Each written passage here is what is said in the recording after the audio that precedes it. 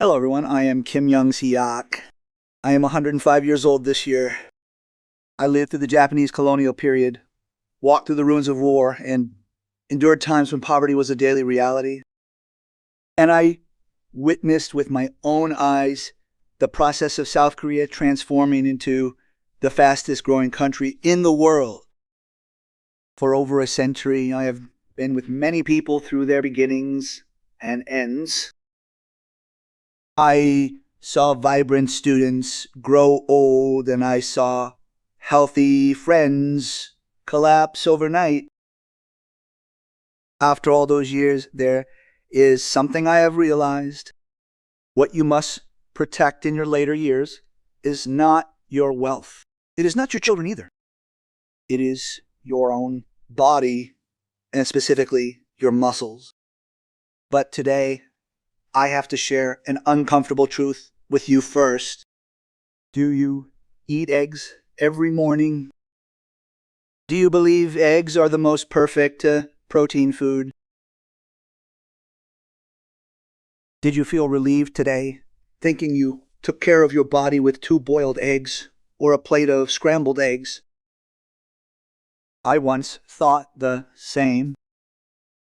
But after living through it and witnessing firsthand for decades how the body changes in old age, I have no choice but to tell you otherwise. Stop eating just eggs now. To be precise, eggs alone are no longer enough, especially for a body over 60, because your body is losing muscle at this very moment, even while you sleep. In the medical field, this is called sarcopenia. After passing 60, the human body loses 1–2% of its muscle mass every year, even if you do nothing. It is not because you don't exercise. It is not because you don't eat protein at all. It is the law of aging. It is an inevitable flow. They say that by your 70s you can lose up to 40% your muscle compared to when you were young. Now let's go back to the egg story. Egg protein is excellent. Its absorption rate is high. But that is precisely the problem. Egg protein is absorbed too quickly. Digestion finishes within 2 to 3 hours of eating. After that, there is no raw material left in the body to synthesize muscle. But how many hours do we spend sleeping each day? 7 to 8 hours. During that long time, the body must sustain itself without any food supply. Growth hormones are secreted during this deep sleep. Muscles are built during this quiet night. But if there are no raw materials, the body breaks down existing muscle to meet its energy needs. While you were eating eggs every morning and feeling reassured, your body was gnawing away at its own muscles all night long.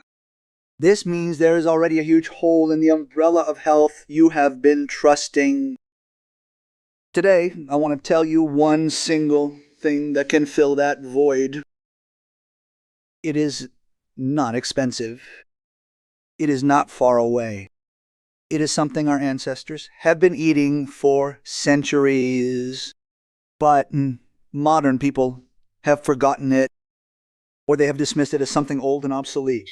It is jianggujang. The story I am telling you today is not just simple health advice. This is a philosophy from a living person that protecting your body is equivalent to respecting yourself. When your body collapses, your spirit collapses with it. I have seen that happen to too many people. Please listen until the end. Everyone, muscle does not disappear overnight. That is exactly what makes it so terrifying. I had a colleague a long time ago with whom I taught philosophy. I will not disclose his name. He was 10 years younger than me and had lived his life with great integrity. On the podium, he was more confident than anyone. His voice was full of strength, and he was a respected mentor among his students. He took great pride in his health. He would often say with a smile, "I have never been sick in my life." But in the winter of the year he turned 72, he simply collapsed on the stairs in front of his house. He hadn't tripped over anything. He hadn't slipped either. His legs simply didn't have the strength, so he sat down. After that day, he could not walk without a cane. 3 years later, he passed away in a nursing home. I watched his final years by his side, and I thought to myself, this didn't start at age 72. It was the result of what had been accumulating little by little every night while he slept in his 50s and 60s. He had lived his life believing he was healthy. But that belief was not the truth. It was just that the bill had not arrived yet. Do you perhaps have experiences like this? Have you ever felt that when you were young you could work all night and be fine, but at some point you feel tired for days after just a little bit of strain? Have you started to feel heaviness in your thighs when climbing stairs that you didn't feel before? Do your knees pop, or do you need to use your hands to push yourself up when standing from a sitting position? That didn't happen suddenly. Medically speaking, human muscle mass begins to decrease as early as your mid-30s. It starts in your 30s, and while passing through your 40s and 50s, it decreases slowly, but without stopping. There is only one reason we don't feel it. Because it doesn't interfere with our daily lives yet. However, once you pass 60, the speed increases. And by the time you reach your 70s, our body finally presents the bill accumulated over the years all at once. I call this the debt of silence. Those thousands of nights you spent without enough protein, those hundreds of evenings you skipped workouts due to fatigue, those countless moments you skimped on meals, telling yourself it's just for today. Every one of those moments was recorded somewhere in your body without warning, without a sign. That record eventually comes to light, like when your legs give out in front of a staircase. I am not telling you this to make you afraid. It is quite the opposite. Wanna to tell you this. It is not too late yet. You cannot pay back all that debt. The muscle you have lost will not fully return. But if you choose the right method from now on, you can stop the debt from piling up. And you can walk through the rest of life on your own 2 feet, with your own strength. Living to be 105, I have become certain of this. Protecting your body is not a matter of willpower. It is a matter of method. Without the right method, even the strongest willpower is useless. Conversely, if you know the right method, your body will move toward recovery without much struggle. The first and easiest way to start is by protecting your muscles while you sleep. We spend 1/3 of our lives asleep. Will you view that time as wasted, or will you make it a time of recovery? That single choice will make your 70s and 80s look completely different. Everyone, when I was young, I held one very mistaken belief. The belief that strong people didn't need to sleep much. In my 20s and 30s, I took in reading and writing until dawn. Yes, I believed that starting the day with 4 or 5 hours of sleep was the mark of a diligent scholar. I even secretly looked down on those who slept a lot as having weak willpower. In those days, I thought the mind came before the body. I believed that if the mind were strong, the body would follow. Now at 105, I know how arrogant that belief was. The mind is not above the body. The mind is within the body. When the body collapses, the mind wavers along with it. And the most fundamental pillar supporting your body is not a fancy diet or expensive supplements.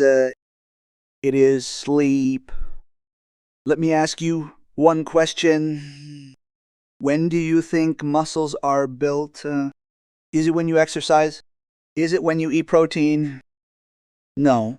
Muscles are built while you sleep. Exercise only stimulates the muscles.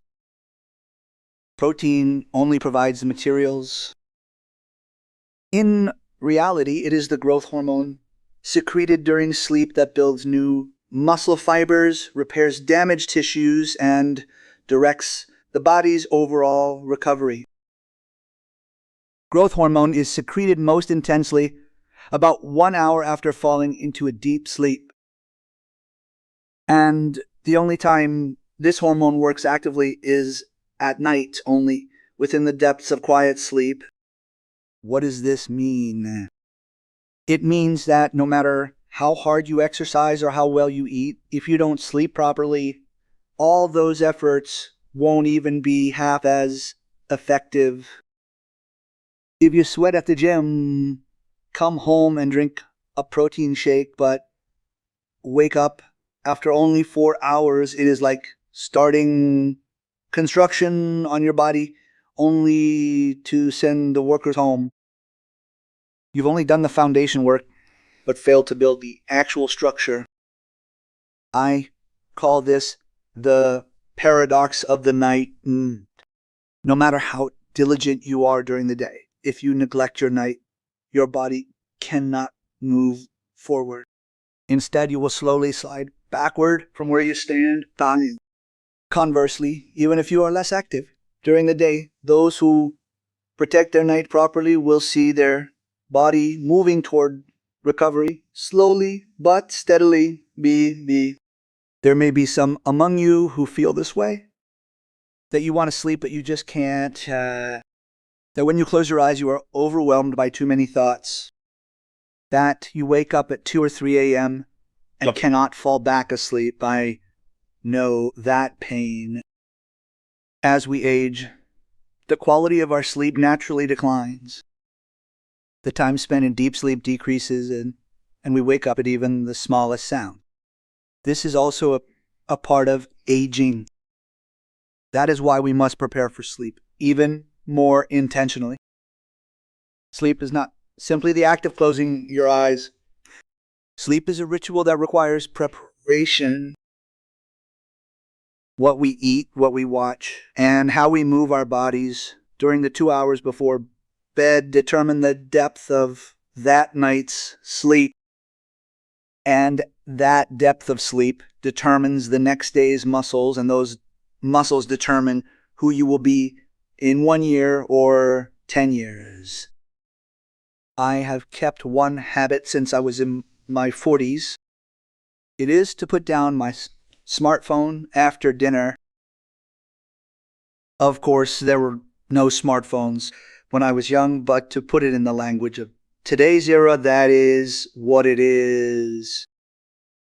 It means keeping a distance from everything that stimulates the brain.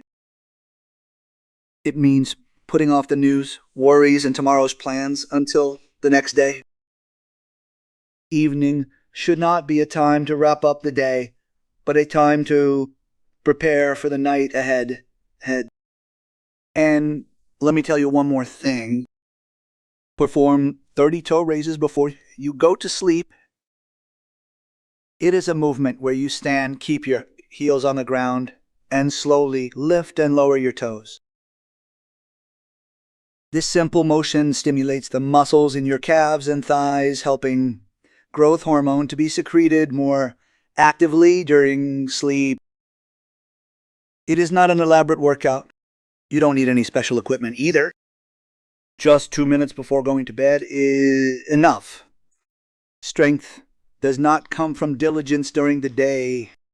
Strength grows in the stillness of the night. This is the most important paradox I have learned through my own body. Those who protect their night ultimately protect themselves. Now, let's get to the main point. Today, I would like to introduce you to one single food. It was not imported under the label of a superfood. It was not recommended by some famous foreign doctor. It is what our mothers, grandmothers, and the generations before them ate. Hundreds of years have proven its efficacy. It is xianggukjang, a strong fermented soybean paste. Many people eat xianggukjang. However, most do not know why it is good, especially its relationship with muscles in old age. At first, I ate it simply because it was our food and people said it was healthy. But as I grew older and observed how the bodies of those around me changed, I realized that xianggukjang is no ordinary food.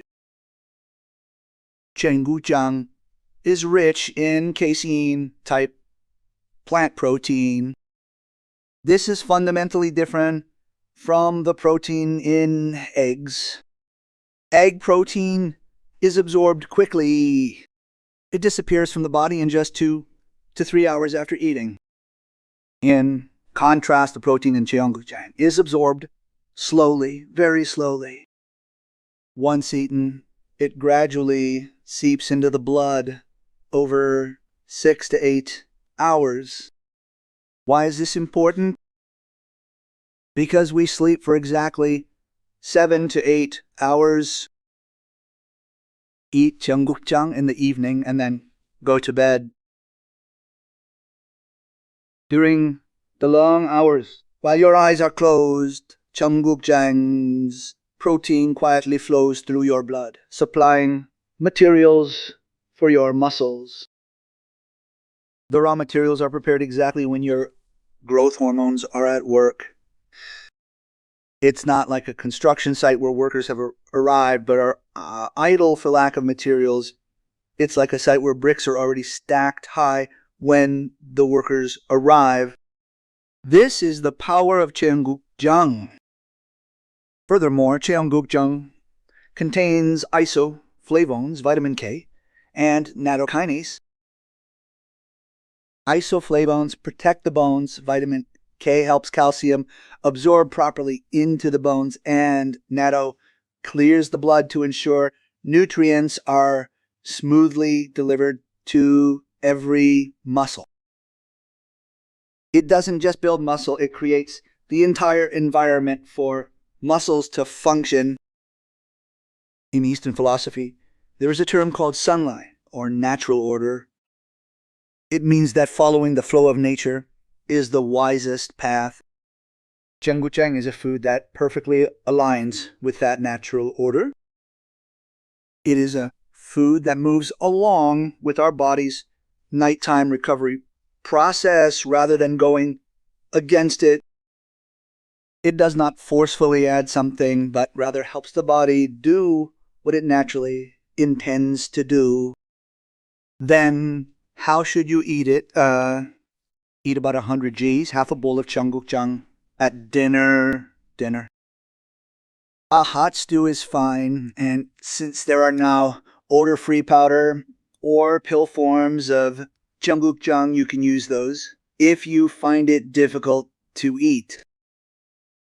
The important thing is to eat it in the evening.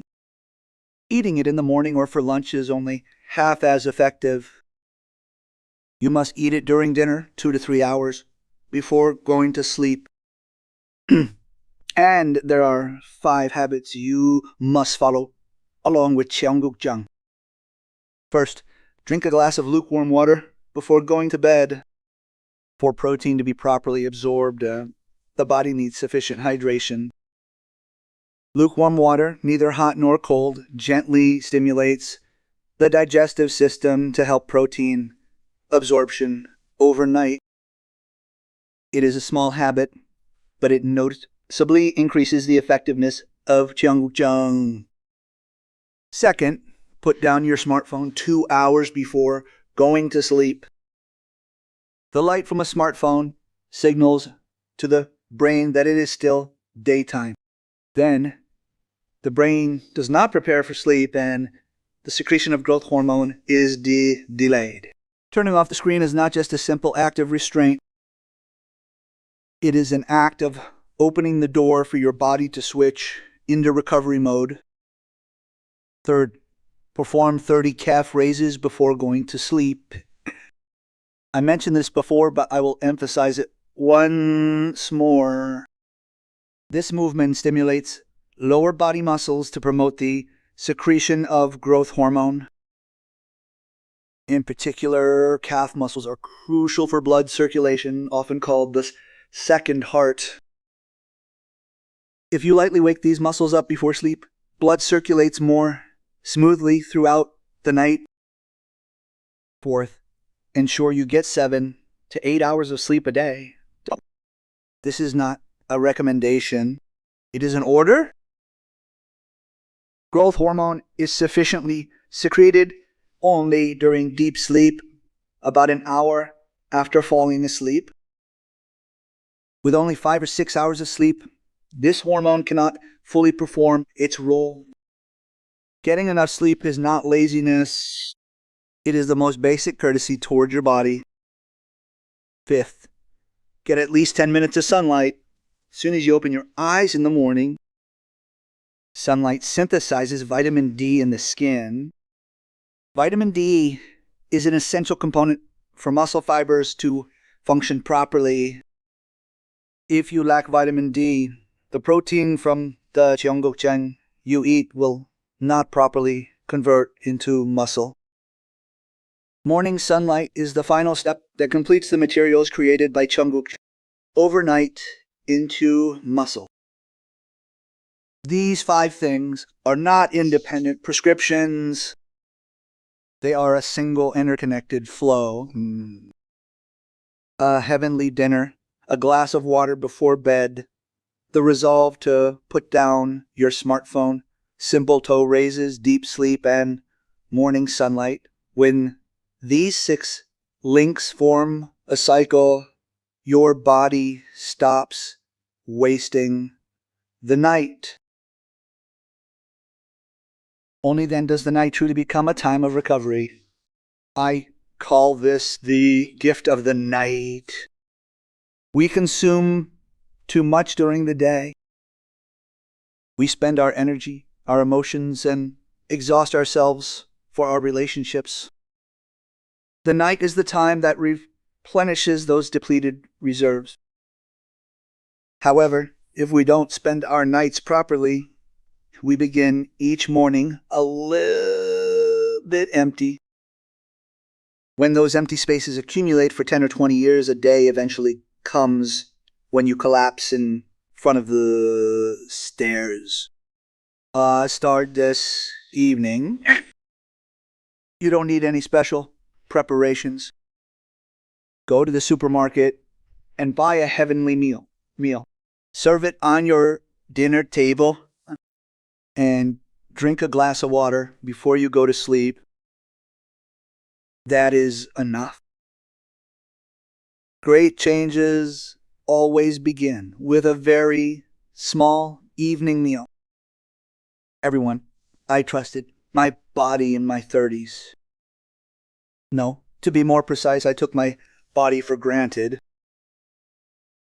In those days, I sat at my desk until 2 a.m. preparing for lectures, writing papers, and guiding students.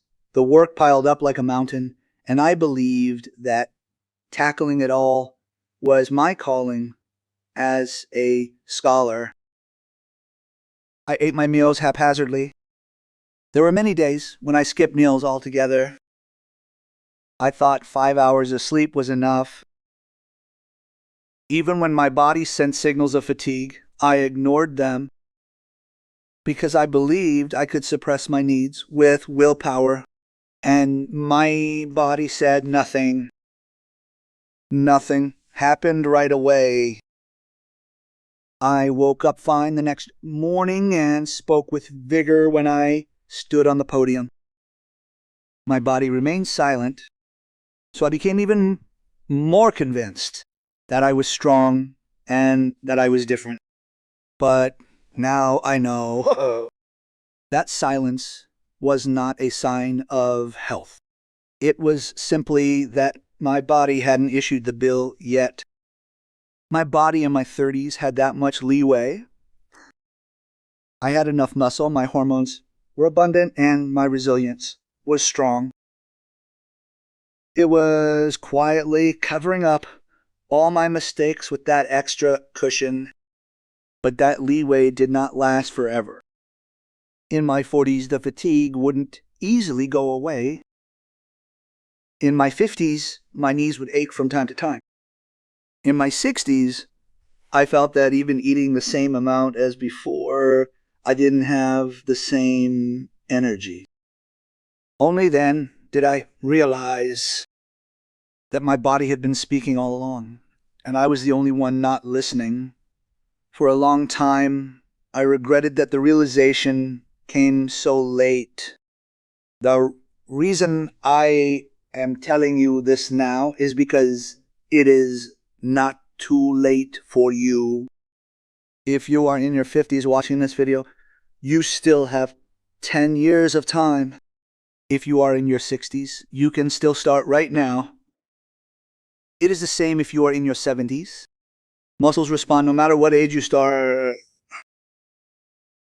Academic circles are producing research results showing that even in your 80s or 90s, proper diet and light exercise can noticeably improve muscle mass. The body does not care about age. The body only lives in this very moment. This happened when I was over 90 years old. Many of my acquaintances started entering nursing homes one by one, or began relying on their children to get through their daily lives. Watching that, I made one firm resolution. I would walk on my own 2 feet and not lean on anyone's arm. I thought that was both love for my children and courtesy to myself. So even in my 90s, I walked every morning. I ate jeonggukjang for dinner. Before going to sleep, I did toe raises. These are not grand things, but I never skipped those small things daily. Even when it rained, even when my body felt heavy, even on days I didn't want to, because I knew that if I don't build up today, my body tomorrow will pay the price. Between me in my 30s and me now, there is a span of 75 years. During those 75 years, I lost many things. I lost friends, lost colleagues, and sent off loved ones first. But there is something I tried not to lose until the end. It is the ability to walk on my own, to eat on my own, and to think and speak on my own. I believe that is the dignity of a living person. That dignity does not fall from the sky. It begins with a bowl of jiang every evening. It begins with a glass of water before going to sleep. It begins with that small movement of lifting and lowering your toes 30 times. It begins at the moment you open your eyes in the morning and open the window to the sunlight. If you are in your 50s now, please remember me in my 30s. Do not take it for granted. Just because your body is saying nothing right now does not mean everything is fine. Your body is quietly recording, even at this moment, what you ate today, how many hours you slept, how much you moved, and those records will surely come out to the world someday. Make sure they are good records. From today, from this very moment, I, in my 30s, took my body for granted. But I, at this age, know. The body is not something to be taken for granted. The body is a gift to be grateful for every day. And protecting that gift is something that only you and no one else can do. Everyone, as I conclude this talk today, I would like to confess one thing. In my youth, I thought a dignified old age was something reserved for those who had achieved a great deal. People who left behind great accomplishments, contributed significantly to society, or made a name for themselves. I believe such people deserve to be respected and spend their remaining years in comfort. But after living through it, I now know a dignified old age does not come from accomplishments. It comes from a body that can stand on its own. There was someone I once knew. They were someone who dedicated their entire life to being an educator. They taught students for decades and were a respected figure in the community. However, their life changed completely after suffering a hip injury from a fall in their mid-70s. They became unable to go to the bathroom on their own. They became unable to eat meals by themselves. Their children took turns caring for them, and it is said that they shed tears every single time. The fact that someone who had spent their whole life helping others could now do nothing for themselves shattered them to the core. There are words that person left behind before they passed away. If only I had taken care of my body a little earlier. I thought about those words for a long time. They lived their whole life for the sake of others, but they neglected the most fundamental thing for themselves, protecting the body that allows you to walk, eat, and live on your own. Protecting your body is not a selfish act. It is quite the opposite. Protecting your body is, in fact, the most noble form of altruism. When you can stand on your own, in good health, your children can set down the burden of worrying about their parents. Your spouse can remain your partner, not your caregiver. All the people around you do not have to sacrifice their own lives because of you. Being able to stand on your own, being able to cook and eat for yourself, being able to wash and dress yourself. Only those who have lost these things know how precious they truly are. And the moment you realize that value must not come too late. Muscles are the foundation for all of those things. Walking is also muscle. Standing up is also muscle. Lifting a spoon, climbing stairs, and holding your grandchild's hand are all things muscles do. Losing muscle is not just about getting weaker. It means that day by day, the things you can do for yourself disappear one by one. And that loss is a loss of self before it is a loss of the body. Today, I have offered you a heavenly prescription. I have shared 5 habits with you. But their true meaning goes beyond simple health management. It is a declaration of yourself, a declaration that I haven't given up yet, a declaration that I will take responsibility for my own life, a declaration that I will age with dignity. There is a saying among ancient Eastern teachings, cultivate yourself before managing your home, meaning caring for your body comes first. Sages from thousands of years ago already knew this. They knew everything begins with grounding your own body. I have lived for 105 years. I have seen war, poverty, miraculous growth, and countless partings. After all those long years, I am certain of only one thing. The final dignity a human can keep is to stand on their own.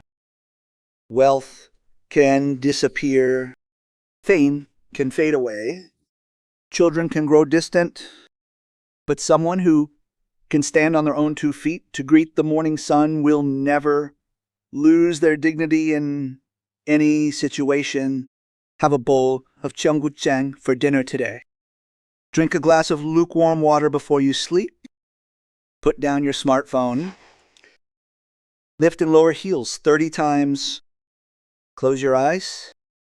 And step out into the morning sunlight tomorrow. That is all. And if that is all, it is enough. Your muscles grow while you sleep.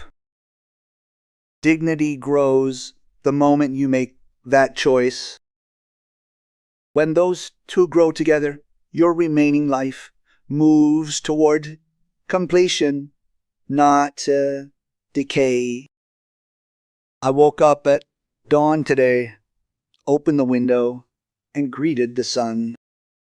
With this 100-year-old body, slowly but on my own, that is my daily routine. And that is my freedom. I hope you enjoy that freedom as well. Starting today, from this moment on, life is not a festival of luck. Life is a series of quiet and solid days, walking through each day with your own strength. That is the most beautiful wisdom I have discovered at the end.